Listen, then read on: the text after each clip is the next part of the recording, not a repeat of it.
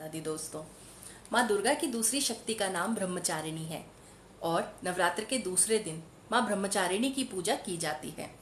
ब्रह्म का अर्थ होता है तपस्या और चारिणी का अर्थ होता है आचरण करने वाली। तो ब्रह्मचारिणी का अर्थ हुआ तप का आचरण करने वाली।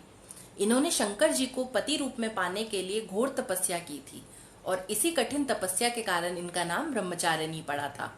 इनके जो साधक होते हैं उन्हें माँ ब्रह्मचारिणी की कृपा से सभी सिद्धियों की प्राप्ति होती है।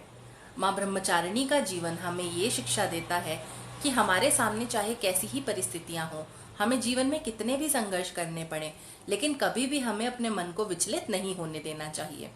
पौराणिक कथा के अनुसार नारद जी के उपदेश से माँ ब्रह्मचारिणी ने शंकर जी को पति रूप में पाने के लिए बहुत ही कठोर तपस्या की थी।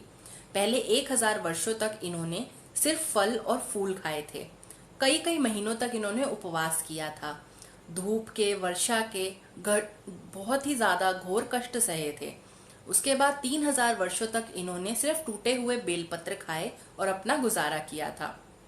फिर कुछ समय बाद इन्होंने सब कुछ खाना छोड़ दिया था और ये निर्जल और निराहार रहने लगी और पत्ते खाना भी छोड़ देने के कारण इनका नाम अपर्णा पड़ गया।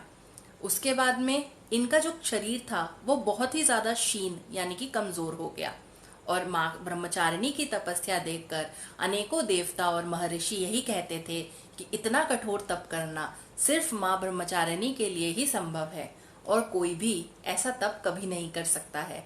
और उन सबने मिलकर यही प्रार्थना की कि शंकर जी माँ को पति रूप में प्राप्त हों और इनकी सभी मनोकामनाएं पूर्ण हों। इनके जो साधक होते हैं उनके अंदर त्याग, तपस्या, संयम और सदाचार का सदैव ही विकास होता है और माँ की उपासना करना बहुत ही ज्यादा फलदायक होता है। तो आज के दिन माँ की कथा सुनकर माँ की उपासना सच्चे और पवित्र मन से कीजिए। मैं आशा करती हूँ कि माँ ब्रह्मचारिणी हम सभी की सभी मनोकामनाएं पूर्ण करे और हम सभी के कष्ट हरें। बोलिए माँ ब्रह्मचारिणी देवी की जय।